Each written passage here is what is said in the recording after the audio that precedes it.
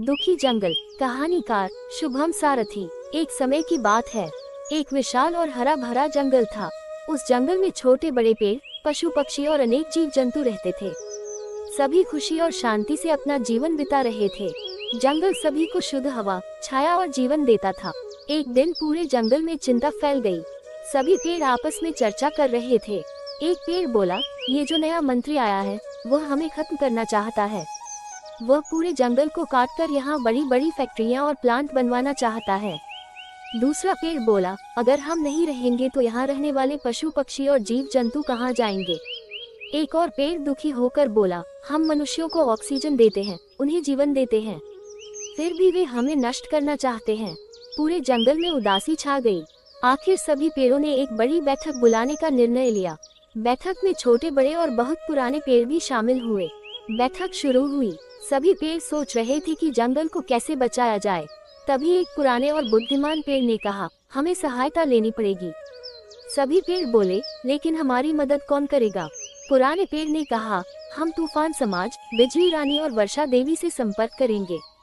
कुछ पेड़ डर गए। उन्होंने कहा, अगर वे आएंगे तो हम भी नष्ट हो सकते हैं। पुराने पेड़ ने कहा, नहीं, हम उन्हें अपनी समस्या बताएंगे और उनसे ऐसा उपाय मांगेंगे जिससे जंगल भी बच जाए और किसी को नुकसान भी न हो। सभी पेड़ों को ये बात पसंद आई। जंगल के मुखिया ने तूफान समाज, बिजली रानी और वर्षा देवी को बैठक का निमंत्रण भेज दिया। कुछ दिनों बाद बैठक हुई। सभी पेड़ों ने अपनी परेशानी बताई। उन्होंने कहा कि मंत्री जंगल को काटकर फैक्ट्रियां बनवाना चाहता है। तूफान राजा बोले, मैं आपकी सहायता करूंगा।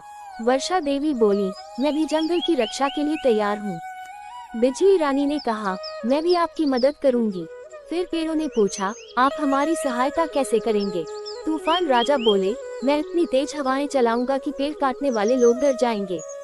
वर्षा देवी बोली, मैं इतनी वर्षा करूंगी कि वे अपना काम नहीं कर पाएंगे। बिजली रानी बोली, मैं इतनी जोर से कड़कूंगी कि उनका साहस टूट जाएगा। ये सुनकर जंगल के मुखिया पेड़ ने कहा, नहीं, हम किसी मनुष्य की जान नहीं लेना चाहते। हम जीवन देने वाले हैं। हमें केवल अपना जंगल बचाना है। तूफान राजा, वर्षा देवी और बिजली रानी मुस्कुराए। उन्होंने कहा, आप चिंता मत कीजिए, हम ऐसा ही करेंगे। करीब एक सप्ताह बाद पेड़ काटने वाले लोग जंगल में पहुँचे। उनके साथ सैकड़ों मजदूर और कई मशीनें थीं। जैसे ही उन्होंने मशीनें चालू की, अचानक तेज हवाएं चलने लगी। लोग घबरा गए। तभी आसमान में जोर जोर से बिजली कड़कने लगी। कुछ ही देर में मूसलाधार बारिश शुरू हो गई। सभी लोग डर गए। उन्होंने जल्दी जल्दी अपनी गाड़ियां चालू की और वहां से भाग निकले। लेकिन वे हार मानने वाले नहीं थे। 2-3 दिन बाद वे फिर लौटे। इस बार भी तेज हवाएं चली, बिजली कड़की और जोरदार बारिश हुई। वे फिर भाग गए। ये सिलसिला लगातार चलता रहा। जब भी लोग जंगल काटने आते, प्रकृति उनकी राह रोक देती। तूफान राजा, वर्षा देवी और बिजली रानी जंगल की रक्षा करते रहे।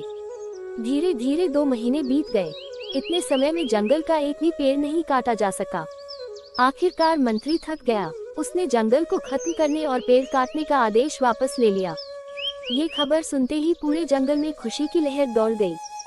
सभी पेड़, पशु पक्षी और जीव जंतु खुश हो गए। जंगल फिर से सुरक्षित हो गया। उस दिन सभी ने एक महत्वपूर्ण बात सीखी। पेड़ केवल लकड़ी नहीं होते, बल्कि जीवन का आधार होते हैं। वे हमें ऑक्सीजन देते हैं, शुद्ध हवा देते हैं और पर्यावरण को संतुलित रखते हैं। इसलिए हमें पेड़ों की रक्षा करनी चाहिए और प्रकृति का सम्मान करना चाहिए। याद रखिए, पर्यावरण है तो जीवन है। जो हमें जीवन देते हैं, उनका जीवन नहीं छीनना चाहिए। पेड़ बचाए, प्रकृति बचाए और अपना भविष्य सुरक्षित बनाए। समाप्त। कहानीकार शुभम सारथी।